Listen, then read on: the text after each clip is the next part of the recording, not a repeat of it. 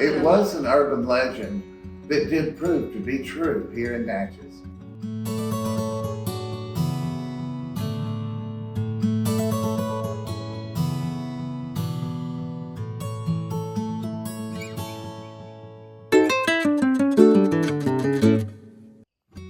Over the last 25 years, we have found some amazing discoveries in the houses that we've restored. But by far, this discovery takes the cake. No, wait, let's back it up a little bit. You didn't really think we were going to show it to you right here at the beginning. Let's start 25 years ago or so. We found what are treasures to us in many of these houses, but most of them, there was a story to tell, but it took a while to figure out what that story was. Yeah, we had to be sort of investigators at the same time, yeah, right? Either that or it was obvious that the raccoon put the thing in the wall, right? Well, I think it's always obvious that the raccoon put the thing in the wall, but then we got to figure out what the thing ties to. It's always you find the thing and then you get the story. Right. Like with Marjorie May, we found the thing and then we worked backward and figured out the story. And it was a great story, but... Same thing at Scotty with there were all these little things in the walls and every single one of them had a story, but with all of those we had the thing and then we met family members or we found records and we got the story, so they're meaningful. So what makes this so different? This time, we had heard an urban legend. As you may remember from some of our other videos, the most recent owner of Hope Farm was Ethel Banta. Yes. Very active in the community, a wonderful woman. And she owned the house from the early 80s until just this past year. An amazing, amazing woman. I hope remember her from our early video, our first video on Restoring Hope. We never got to meet Miss Ethel, and that's something I think we'll regret forever, but we do have really wonderful relationships with her children, and we love that as we go through this process. And before Ethel, Catherine Grafton Miller owned the home, and her husband... Balfour. I have to say it like that, I'm sorry. Balfour, Gina. Both women, very important to the community. Catherine Grafton Miller was influential, very important to the early days of pilgrimage. And as you know, we're leading up to spring pilgrimage, and these videos leading up to, we always try to take you along on the journey of spring pilgrimage, but this is the first time we're really going to get to take you back to why there even is a spring pilgrimage and to the story of one of the women who was a stalwart in the beginning stages of spring pilgrimage. I am Wayne Bryan Cannon. I'm the general manager. I'm also the executive chef, Carriage House Restaurant on the grounds of Stanton Hall. Well, I'm a Natchez native, and I'm third generation member of the Pilgrimage Garden Club. My grandmother was first, and of course that makes me the third. The pilgrimage began as a way for people who had come for a state garden convention, saw all these beautiful homes, and Catherine Miller, along with many other ladies in Natchez, decided to open their homes to showcase all of these wonderful antiques and furnishings that had been in these homes for generations. So it started as a twinkle in the eye of this incredible group of women. And what's funny is I remember we went over to our friend's house, Ventura, and there was that photograph hanging on the wall. Do you remember? At Hope Farm? At Hope Farm. And we at the time, when we went, we didn't even know it was Hope Farm. There were all these photographs on the wall, and I was just drawn to this one photograph of these beautiful women. They're all holding or wearing camellias. They're holding narcissus. They've just had a meeting or a party, and it's one of those photos that just sucks you in. And I looked at that hostess and the owner of the home, and I said, "This is the party I want to have been at." And then she told me who they were. And of course, at the time, it didn't mean a lot. It meant something to me because obviously they were the founders of the garden club and the pilgrimage. But that was about a year prior to us buying Hope Farms. Not only is it nearly 100 years old at this point, but it has drawn dignitaries, amazing dignitaries. Catherine, in her time as hostess at Hope Farm, welcomed Eleanor Roosevelt, First Lady Eleanor Roosevelt, and General Douglas MacArthur to her home and to Natchez, Mississippi. We'd like to thank Factor again for sponsoring this video. Now, I've told you how great Factor tastes.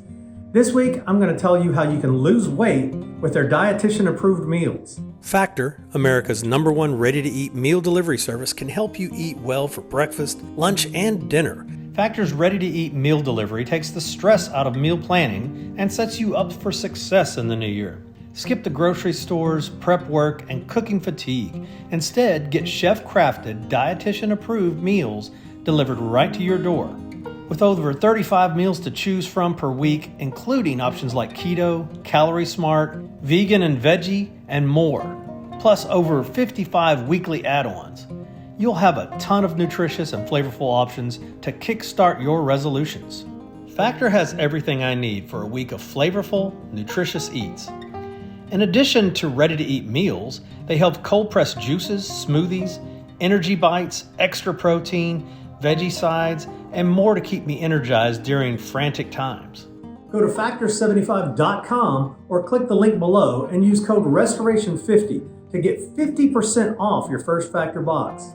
That's factor75.com, FACTOR75.com, or click the link below and use code RESTORATION50 to get 50% off your first Factor box. So click the link below and get your Factor box this week. Most everyone knows the Spring Pilgrimage started in 1932, and in 1938, the Pilgrimage Garden Club purchased Stanton Hall pretty much as a demand of Catherine Miller for a club headquarters. And such visionaries. You can correct me if I'm wrong, but I sort of have this vision of their husbands, of them coming to their husbands and then saying, we have this idea. We think it's going to be very popular. Aren't you cute? And I think this is probably the response. Well, go ahead. Go ahead. I'll sign the checks. Whatever you want to do. Aren't you precious? Aren't you precious? And then it explodes into this thing that now has a almost 100-year history. The ladies who were most charismatic about getting the houses open were, of course, Catherine Miller, but ladies such as Ruth Ollie Beltsuber and Miss Alma Kellogg. You had Miss Margaret Marshall out at Lansdowne. You had so many very active ladies who basically just twisted their husband's arms and said, this is how we're going to save Natchez. And well, Catherine Miller, who was childless, was one of the few people who could actually go out into the world and market Natchez without having any thing holding her back at home. So she was able to take her lantern slides, and which were hand-colored, and actually a lantern lit them up, like a projector would today. And she took off across the country. She was in her car by herself. My grandmother even told me stories of sometimes riding along with her to assist her. But she would take trains to Chicago, New York, all over the country, just to promote Natchez. And she would travel by herself on many of these trips. And that first year, what they expected would be just a meager little group of, say, 100, 150, 200 people, ended up being several thousand people. About 2,000 or 3,000 people came, and they knew they were on to something.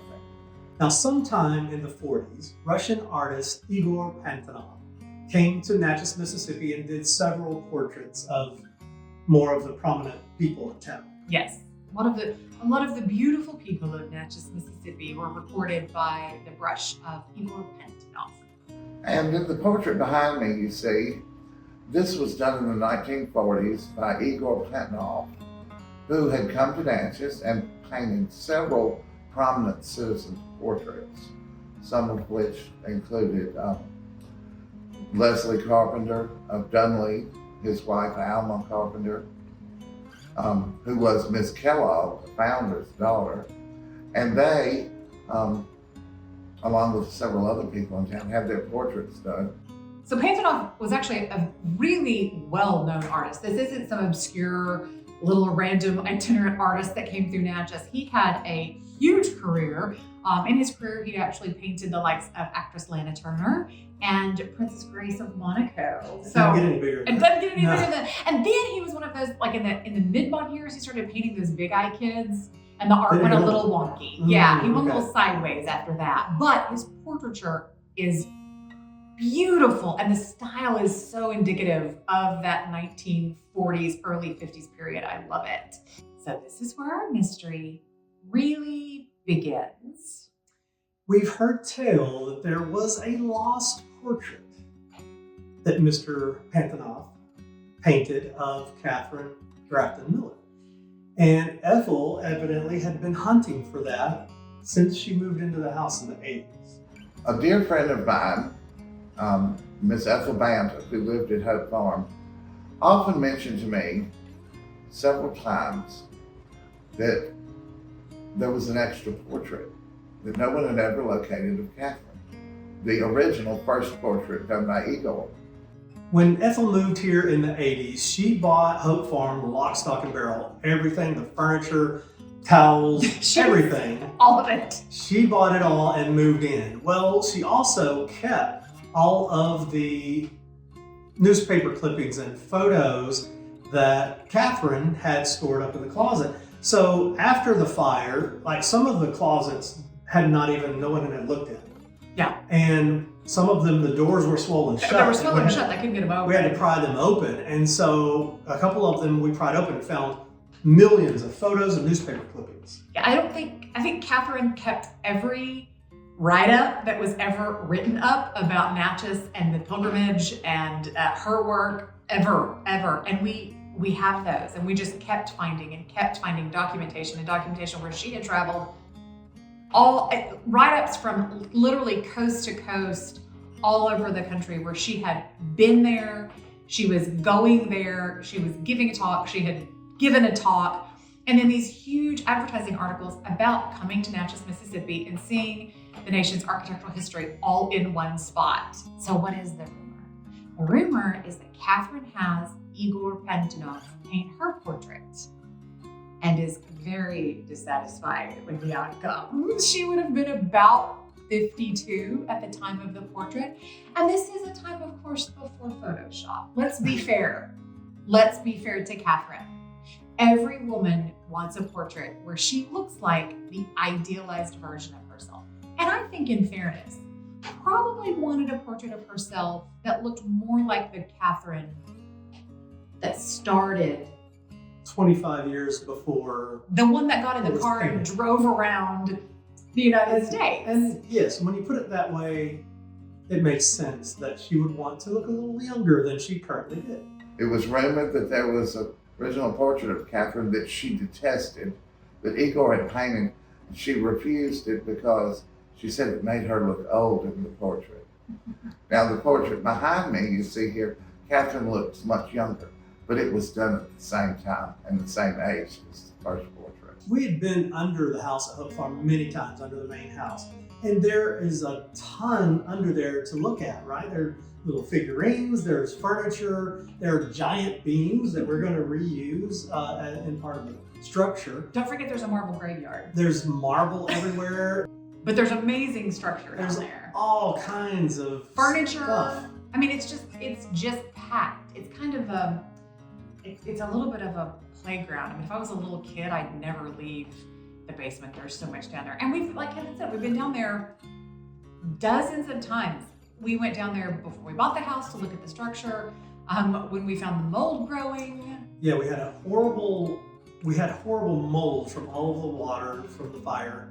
We also were starting to see some erosion under the main foundation.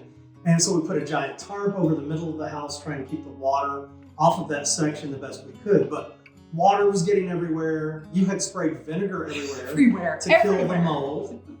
And we had been in and out of there 20, 30 times. I mean, easy. innumerable times. And I would go under there just to poke around in the basement. I mean, I literally would just go in there all the time to poke around the basement.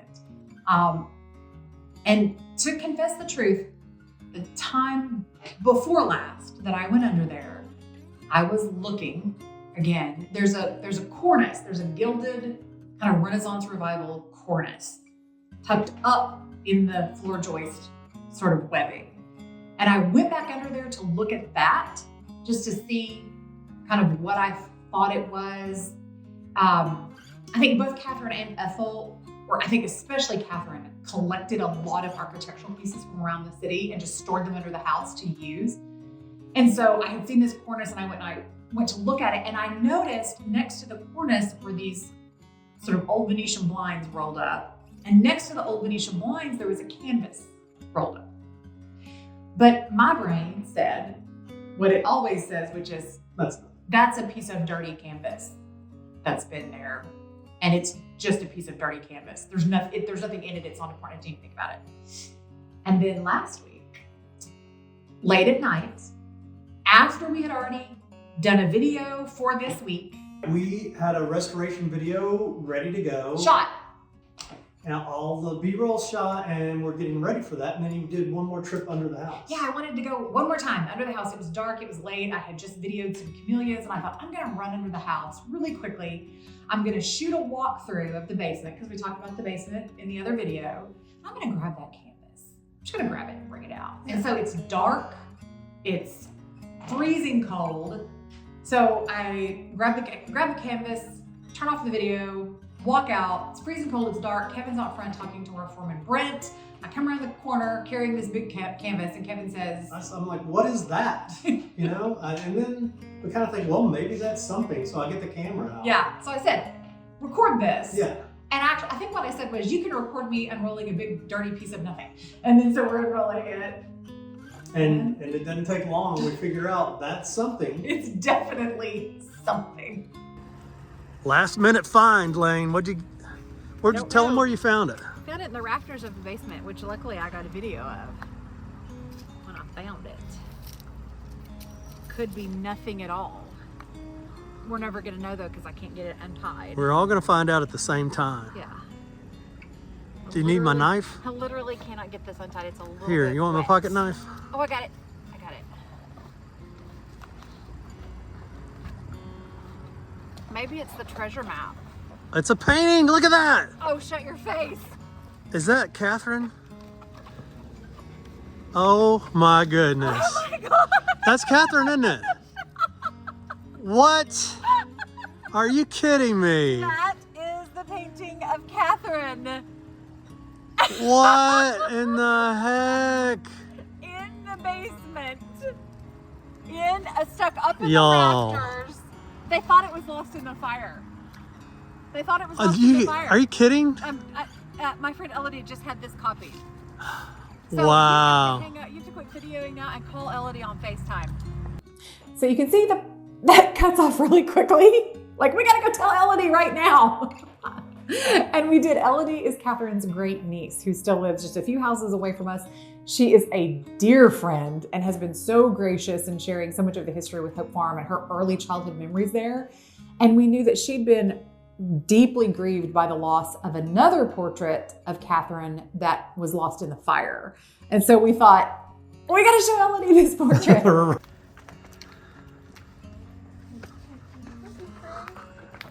Hi, girlfriend.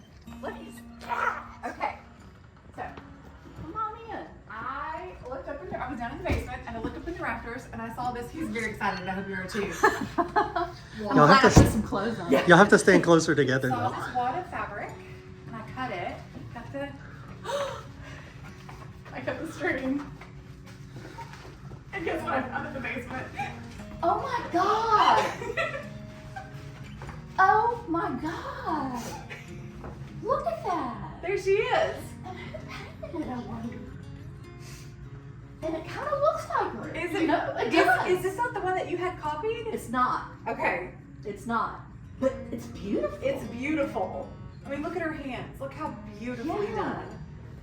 Yeah, and I think this one looks more like her than I do too. the other ones that I've seen. Don't you think? Uh-huh. Yeah, hiding in the basement. Oh my gosh. Not lost for all I time. can't believe that. And where the water's been coming through. So I think with a little restoration down there. Yeah? Are you going to put her up in the house? That's what Kevin said. He said she goes in the mantle, in the parlor over the mantle. Yeah. Little did Ethel know, when she purchased Hope Farm, she hunted for decades looking for that picture to have it framed She never could locate it, either at Hope Farm or in any historic location anywhere.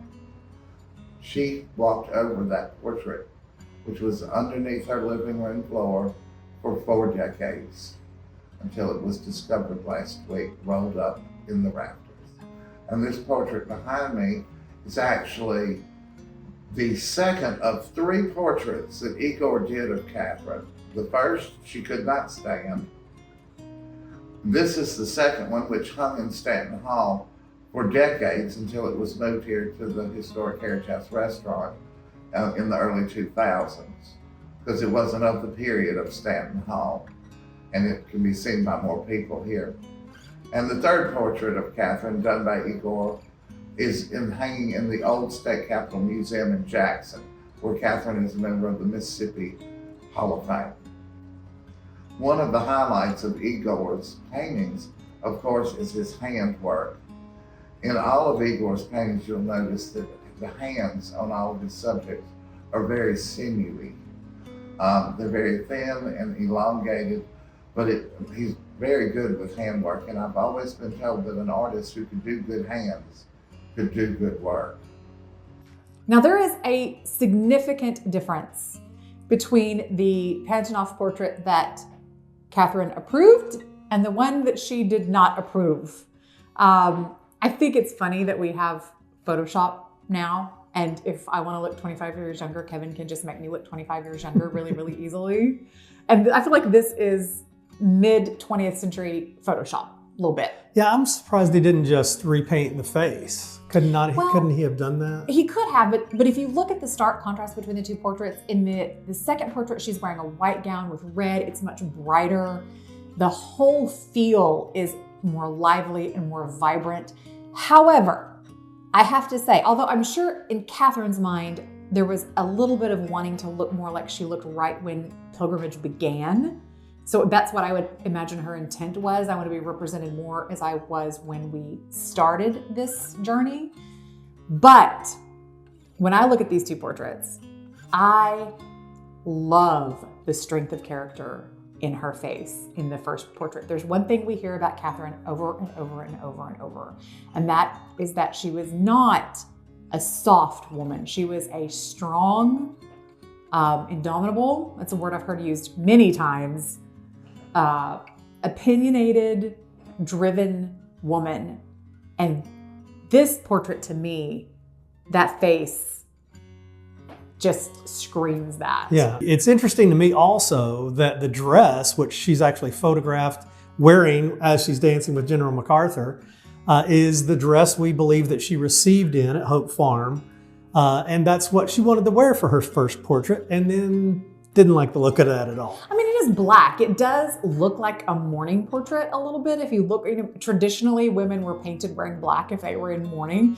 And so she might have looked at it and thought, not what I was trying to do at all. Reading very sad. But I think it is a beautiful portrait that really embodies her spirit more even than the portrait at the Carriage House. While the Carriage House portrait is a beautiful portrait, it is a beautiful portrait, a lovely representation, I think the one that we now have, the one we found, captures her soul. That's the one that got things done. That's the one you didn't tell no. The one there is like hopeful and spring and youthful and the vibrant. one on the portrait on my dining room table is the one that went and told the paper company to close down for the week of pilgrimage because she didn't like the way it smelled.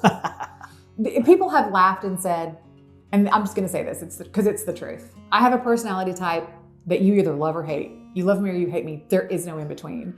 And more than one person has drawn a correlation between the fact that Hope Farm has sort of always been the home of women who just kind of wouldn't take no for an answer and didn't care what you thought about them. So it feels, I don't know, it kind of feels like... Feels like home. It feels like, well, it definitely feels like home, but finding that portrait and looking at that face, it sort of feels like looking at the forerunner to me and to women like me who, she was a very, very, very modern woman for the day and the time. And it's women like Catherine and her contemporaries in that first portrait that really paved the way for women like me to exist today. So super special to have that. So amazing find. We were so excited to have it, and we will place it in a place of prominence in the home when we're done. I will say. Yes. So we will have it restored. Kevin is correct. And we will hang it in a place of honor. I'm a little concerned. But we're a little worried. We're a little worried. Because again, we're talking about a woman with a lot of opinions. And we know she didn't really like that portrait of herself.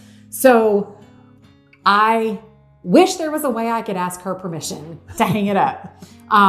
But I just hope that she knows wherever she is that it's being hung out of pride, respect, and respect. Yes. We're so proud to have it. And it's we want to respect her memory and the important place that she holds at Hope Farm. Were it not for Catherine, who knows? I want to say this too before we close. When Pilgrimage first began, it really was about more of the larger, grander homes. And Catherine was the one who ensured that homes like Hope Farm, that is a modest territorial home, was represented in and amongst this group. And she made the importance of Hope Farm national news. And so I think we have her to thank deeply for preserving the colonial past of Natchez just as much as the neoclassical and Greek revival past. Right. So that is our exciting discovery. We were thrilled. I mean, we had goosebumps, couldn't wait to show it to Elodie. We couldn't wait to share it with you. So hopefully you were excited about this treasure like we were. It's the treasure of all treasures. I mean, short of a treasure map, which we Right. kind of were hoping it was there for a second. Yeah, it is the treasure. We didn't need a map. Yes. We just found this. And maybe there's more under this house. I hope so. I'll be digging. We'll be looking for a little closer now, right? Yes. Investigate a little more, but just another wonderful development at Hope Farm. We keep discovering more and more, and we appreciate you guys following along. So we want to invite you, join us here for Spring Pilgrimage. Spring Pilgrimage is March 9th through April 9th. We would really love it if you would come to our Restoring Hope weekend. That's going to be March 15th, 16th, and 17th. We're going to have 3 days of special events, special meals, parties, tours, you name it, we're going to do it. We're going to do it together as our Restoration Nation. We had a blast last time. We're going to have even more fun this time. So join us. Tickets are going to go on sale February the 1st through our website. Be watching for that. And we hope to welcome you to Hope Farm and to Natchez, Mississippi.